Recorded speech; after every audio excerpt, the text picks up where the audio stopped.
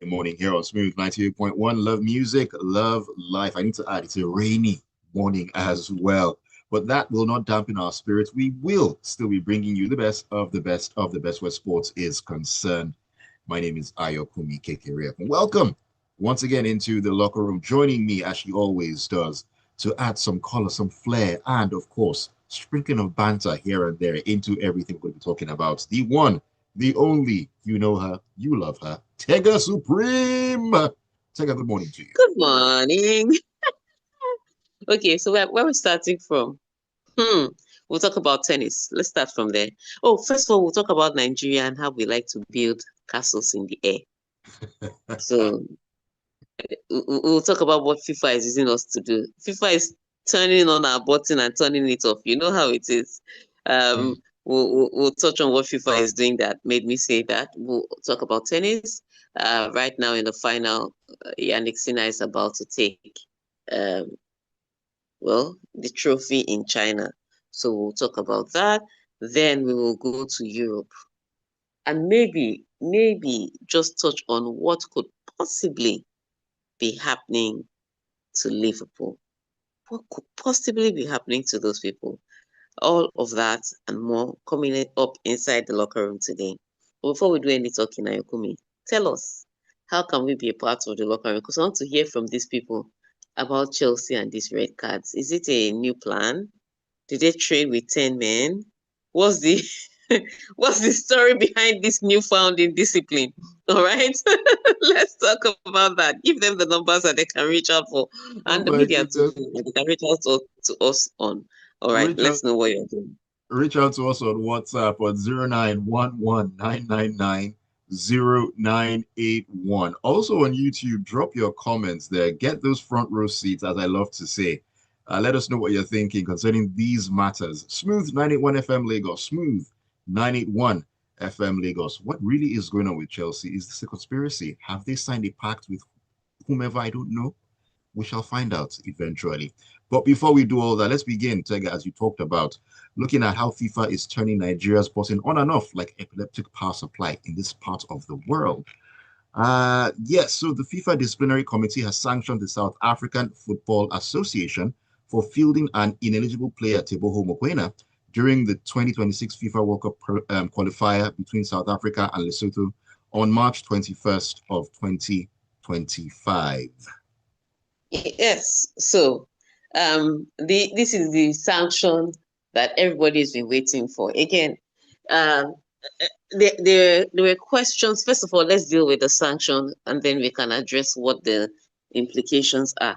The first thing was when this happened, there was noise about, oh, Lesotho appeal, they didn't appeal in time, all of that drama, and then FIFA took their sweet time, their very sweet time in coming to a conclusion. And in fact, it is part of what um, Raw, who is the coach in charge of Benin Republic, that was talking about. You know, there's a Mm, psychological um, advantage when people think they're about to get away with something. FIFA didn't address this in time. And then some Nigerians will tell you that now that it may be of no consequence to Nigeria, then they give the sanctions. Because so the question first was, why was FIFA taking their sweet time to come down when it came to these sanctions on South Africa? Why were they taking their sweet time? Uh, would they, if there was such a complaint in Europe, would it take that long to do it? Especially if it happened to a smaller country, not a right. big country. So all those questions and all those conspiracy theories swirling in people's minds. But the implication is that with FIFA withdrawing those 3 points and finding them, by the way, Safa is appealing. I don't know what they're appealing because the law is the law. Um, but Right. but what those sanctions mean is that South Africa has now dropped to second on the table, but they're tied on points with Benin Republic. So it's 14 points for both teams. Nigeria is in third with 11 points. You see why winning in South Africa was very important. Mm, Anyway, So what it means is, yeah, they're now 3 points ahead of Nigeria. The question is from many Nigerians, and you know how Nigerians like to hope against hope. So there's some things that you be like, okay, we should give up now. But there's some Nigerians that will say, you never know. You never know. Let's just hope and pray.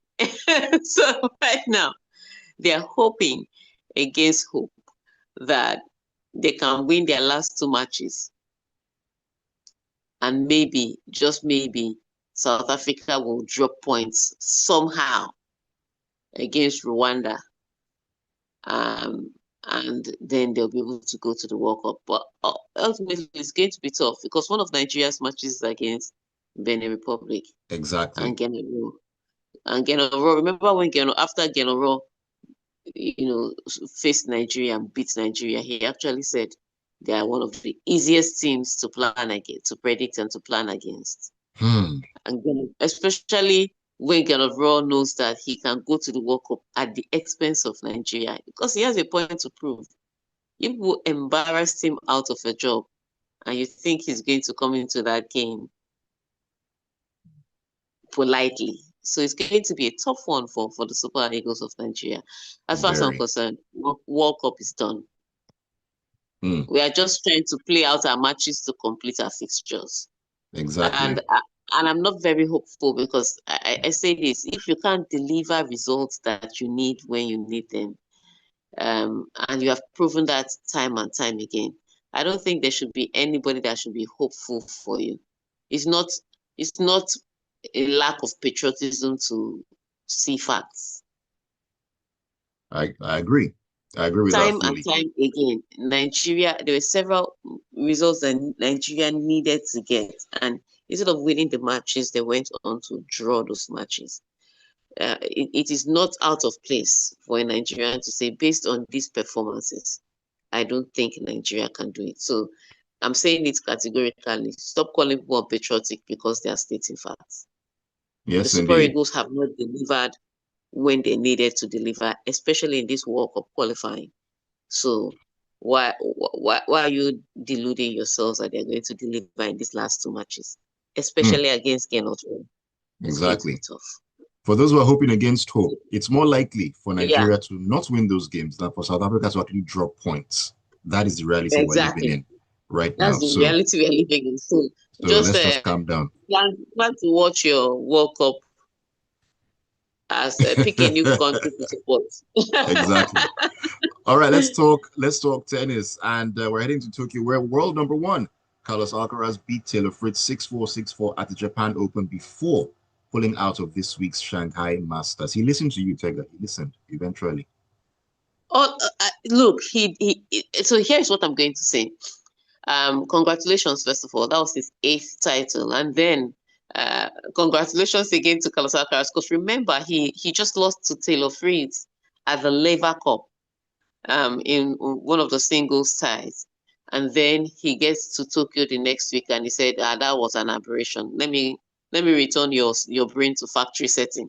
And then he beat him convincingly, 6-4, 6-4. It was straight set win.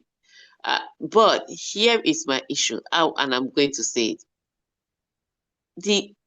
When he picked up that injury, I said it. Take the week off so that you can prepare for the Shanghai Masters, because you have to understand, Japan is 500 points. Mm. Shanghai is 1,000 points. So you pushed to win a 500 tournament so that you can miss a 1,000 Masters. I hope he's not the one calculating his money, because this I hope it's not because if you're giving excellence for small tournaments so that you can miss a major tournament, it's baffling to me. So yes, he was always going to. His body can't go through it. There's an ankle injury. It's back-to-back tournaments. His body was not going to be able to take it. The advice for me was leave that Japan tournament and give yourself time to recover for the Masters. Now he's missing a Masters. And he came out and said, "Oh, I'm missing this Masters because my body, I and my team have decided my body needs rest. Your body needs rest for 1,000 masters, but it didn't need rest for 500 ATP tour. It's not just the rest, it's when he's deciding to take it. So this, if you ask me, poor decision. Poor decision. But yeah, he's taking the break out of the Masters. Means that Novak Djokovic, who's won Shanghai Masters, has now an ample opportunity to win it. Unfortunately for Novak Djokovic, Yannick Sinner may have something to say about that. Yannick Sinner already, I think he has won the final 6-2, 6-2 against Lennart Tien. Well, he was leading 5-2 last time I checked the results. So, yep, he has won it 6-2, 6-2. So he's won the China Open 6-2, 6-2, and then he's going to move to Shanghai Masters. So the only person right now, if you ask me, on tour that can stop Novak Djokovic is Yannick Sinner, and he's going to be in Shanghai Masters. But there's a chance that Yannick Sinner may also be battling with fatigue and all of that. So yeah, Novak Djokovic chose the right Masters to come and play. Because he's been avoiding some things because he knows that there are two guys on tour that are stopping his his movement. But now one of those guys have taken a week off. It's his time to shine. Indeed, it's his time to shine. Will he shine? Well, only time actually would tell. All right, let's switch gears and get into the world of football. Let's get on the pitch and talk about Liverpool, where their captain, Virgil van Dijk, called for improvement and an end to silly errors after his side went down 1-0 to Galatasaray in the Champions League on Tuesday. I like the way he said silly errors. Like he's not part of the defense that's making the silly errors. In fact, he's the leader of the pack. But yeah, I think what was interesting to me was when he said it's not time to hit the panic button yet. Because you have to remember, after the loss to Crystal Palace, Arne Slot, remember when Arne Slot said they deserve to lose, that they haven't played with as much urgency, as much intensity, and it seemed as if the other teams on the pitch have wanted it more.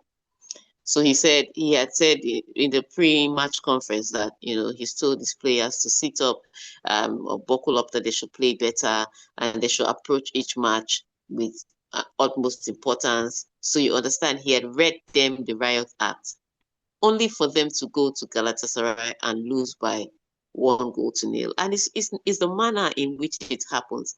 Teams just tend to understand now that if they are compact and they are a little bit physical, that they can bully, and I'm using the word bully loosely, they can bully Liverpool off the ball.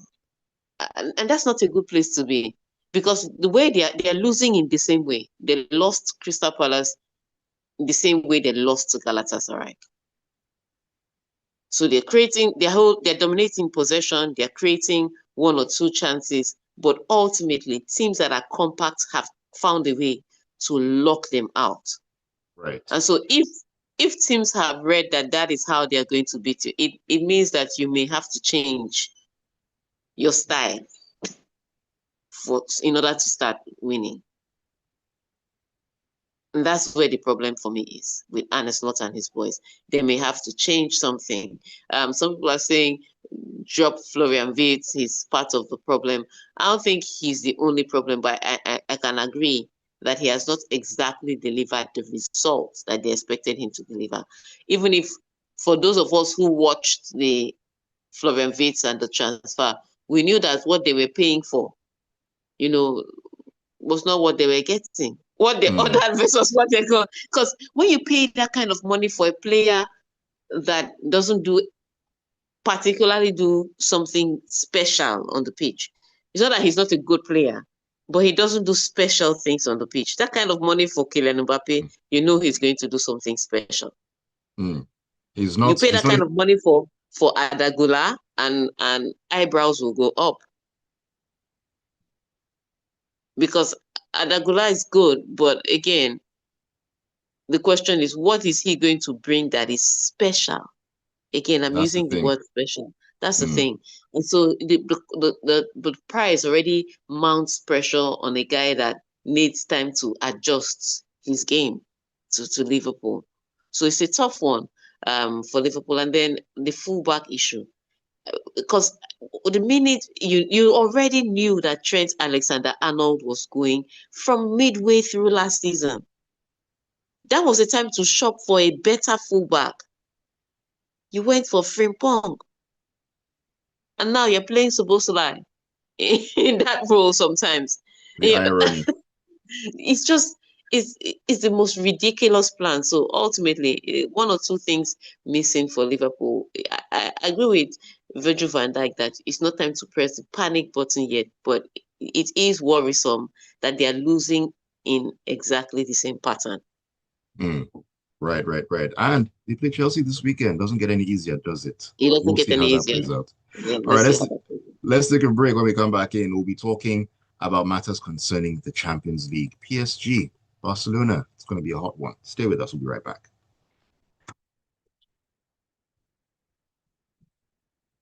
Woo! They should panic because where Arsenal is going. Low key. They should panic and run. Because I hate to admit it, but even though we know that Arsenal have that history, but they've been looking like they shall pull a rabbit out of their hat somehow. You know. They're not pulling any rabbit out of any hat, Charlie. But again, you have to look at them. Their Premier League is where they're really strong at. I don't think anybody really expected much from Champions League for Liverpool. If you are looking at Liverpool, you're still looking at the usual suspects. You're not anticipating that Arne Slot is going to come with this team and just win. But even in the Premier League, Man City is returning. Again, I tell people, Arsenal chasing you, you can rest assured. You can sleep a little. If Arsenal is, no, you can. They're polite. Arsenal is polite like that. You can sleep a little. If Manchester City is chasing you, it's not polite. Goodness gracious. So again, that's where the issue is. But yeah, they have a solid team. One or two missing pieces. Again, I still think that number 10 role should have been filled during the summer, and then that fullback position. They should have shored up defensively. I so mean, those two. Vert is not a bad player, but the 116 million pound player, I don't think what so. What is he doing? I said, is it this Vert or another person I'm seeing? Because if you are paying that much for a particular player, it means that it's kind of person that can pull something a rabbit out of the hat, nothing on a regular basis. And that's not him. That's not him. Even at the Leverkusen, it was part of team effort. You understand? So do you understand? The team plays well, he plays well. When you start putting pressure on a Ferrari to carry load. Yes, now you don't use a Ferrari to carry load. That's luxury car for a reason. I won't feel like bringing him in as kind of made the team lopsided. Even more lopsided, yes. He has put more imbalance in the team. Well, let them not figure it out safe. I'm not concerned. It's not like we're friends like that. Haters everywhere. It's true now. But I mean, after a league winning season, even though at some point it kind of felt like maybe they're not the most convincing along the way, but still they were able to pull it off. But can we say that they're falling off? I don't know. It's too early to say they're falling off, kind of. But even before they lost to Crystal Palace, they haven't been exactly like the most convincing. Yeah, no, it was coming. It was coming, which is what I'm saying. It was coming. They've been struggling. Now the question is, will they bounce back ASAP, or will this be a slump that goes on? That's not the question. Let's see how it goes.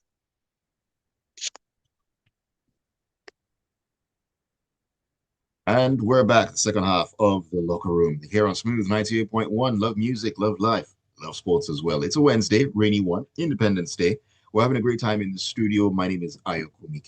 Thank you for joining us and always keeping it tuned. The one and only Tega Supreme is also here. We are doing justice to what's been going on in the world of sports. You need to join us as well. WhatsApp, YouTube. WhatsApp, the number is 0911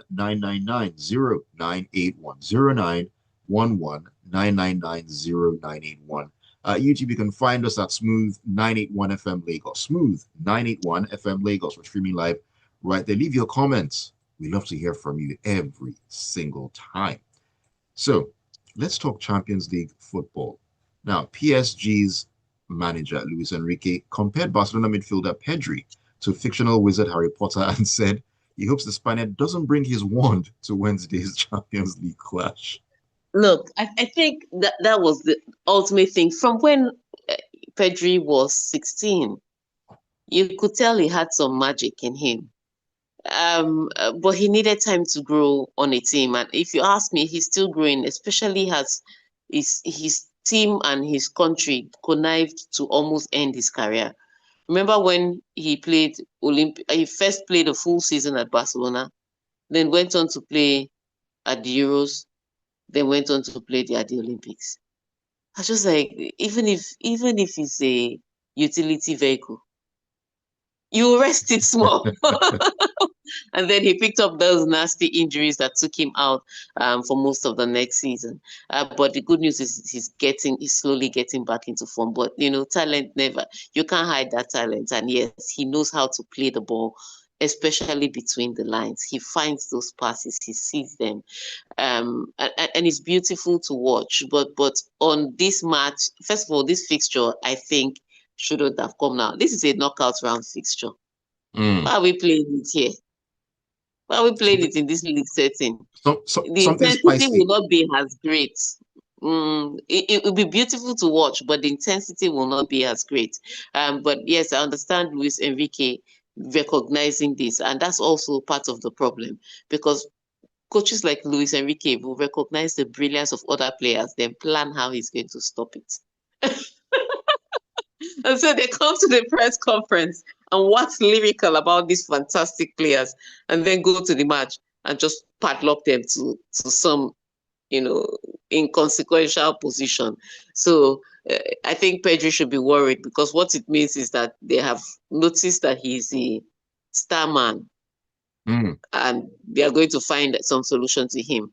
Now, the thing about it is that people say, okay, even if they find solution to Pedri, they still Lamine Yamal. But Pedri is kind of like the engine house, that distributes power to every other part. So it's going to be interesting to watch. The bad news for PSG though is that they still don't have the services of Ousmane Dembele, except they're hiding some medical updates from us. But they still don't have. He hasn't recovered from the thigh injury. They also don't have the services of Dewey. So those are two players that could give them pace up front. To run at that Barcelona's already shaky, vulnerable defense, and that may be one of the handicaps for them. The good news is that they have some players just returning back from injury, like Marquinhos, and so some solidity in defense to stop Barcelona's own attack against them. But let's see how it works out ultimately on the pitch. Like I said, because it's not a knockout stage, I don't think it'll be as intense as we expect it to be. But two brilliant teams with two brilliant coaches on the sideline putting in the work, is always going to be a masterpiece for any neutral to watch. Most definitely. I'm looking forward to that one. Come later on today. All right. From looking forward, let's take a step looking backward and talk about Chelsea, where Jose Mourinho enjoyed a warm welcome but a disappointing return to Stamford Bridge on Tuesday, where a first-half own goal lifting Chelsea to a 1-0 win over his new Benfica side in the Champions League. Again, ridiculous own goal. And when people say, "Oh, everybody makes mistake," I ask why a defender facing his goal is just sticking out his leg. Where do you think the ball is going to go? You are standing right in front of the goal. Ball comes across. You stick out a leg. It's going to go in the back of the net. So when people say that, first of all, defending 101, That's just wrong positioning.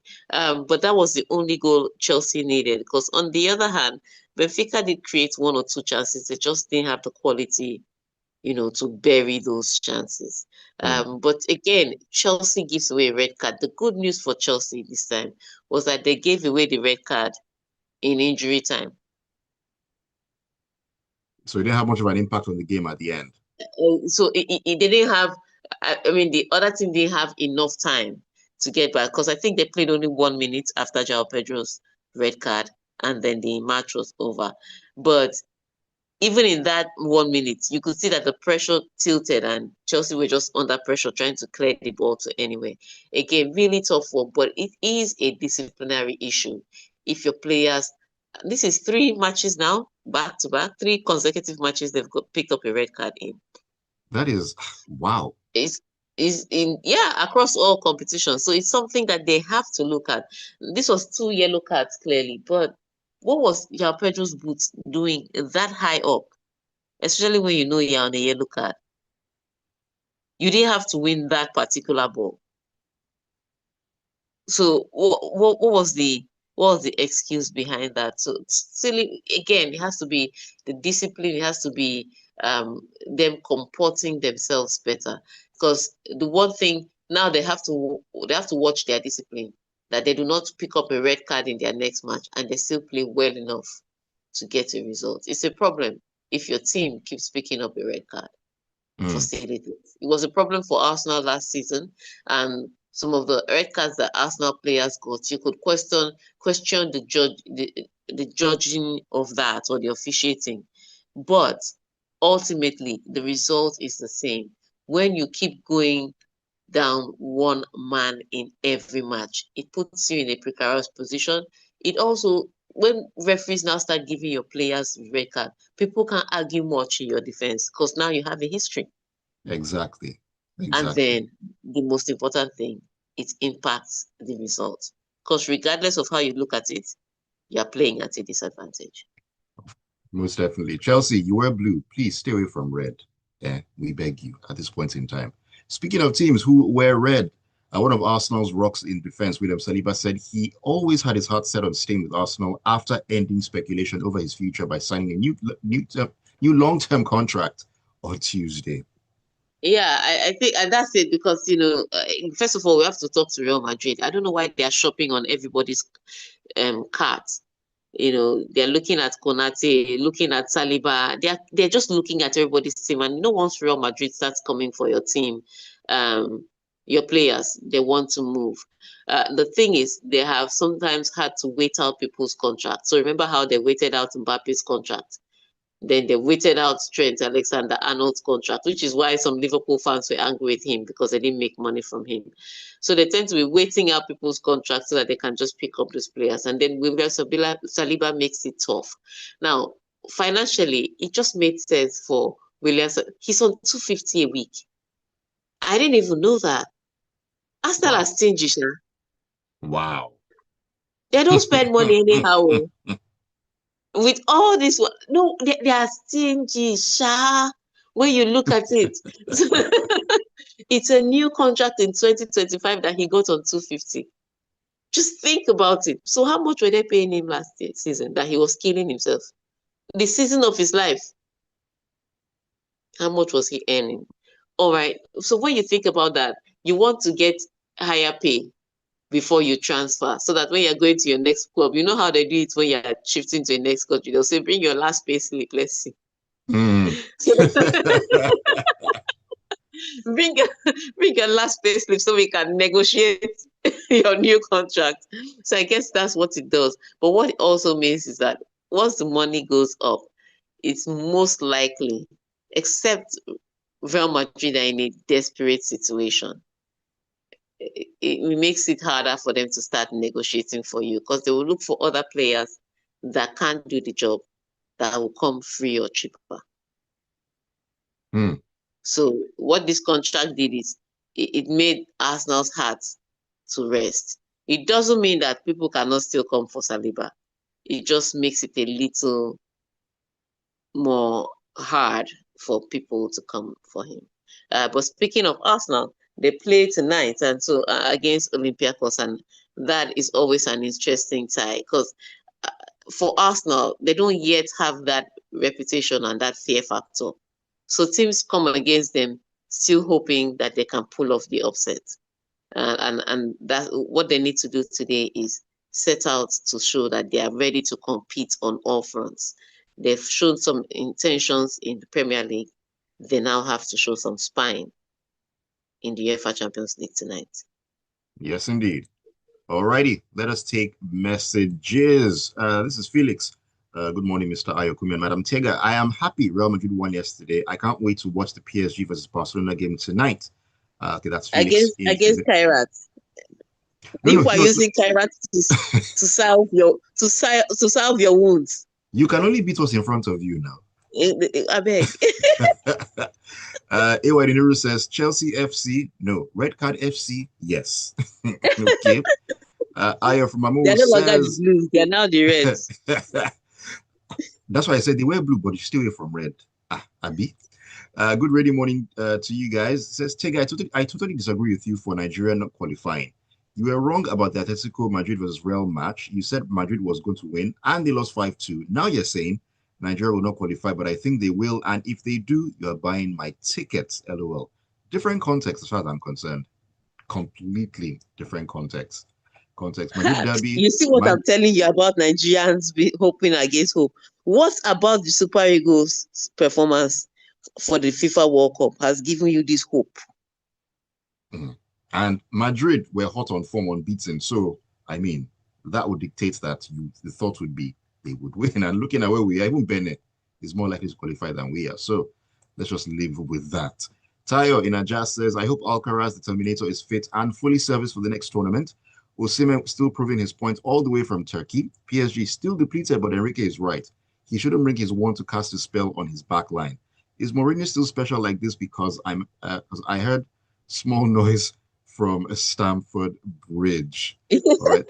Thank you for that, Tayo. Tayo, congrats to you as well. You thought I wouldn't, but congrats to you on your achievements. Well done, well done. On YouTube, Padre Pio says, hello, Nathan Njoku. How are you? I hope you slept well.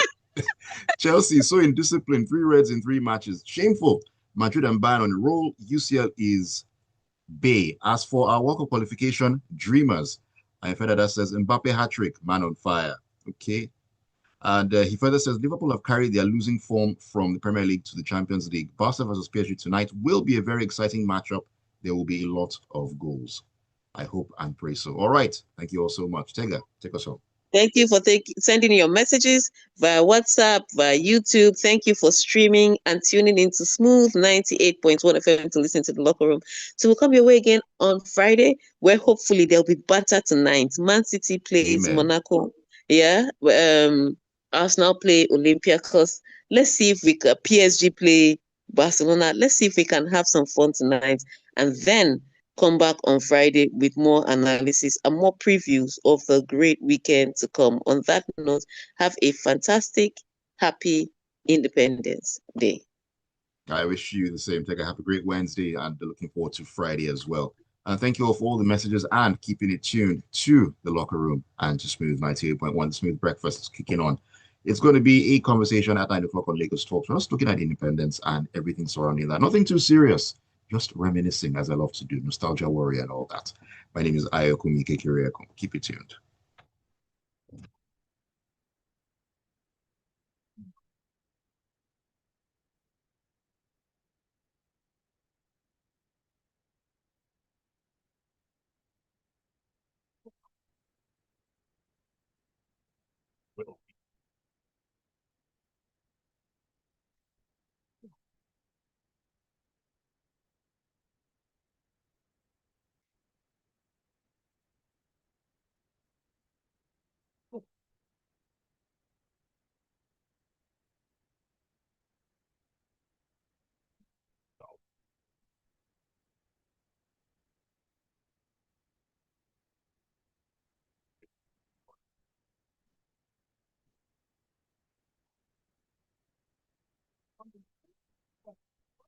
Wednesdays, Fridays at 8:50. We will be following. Let us see. Nigeria's #1 station.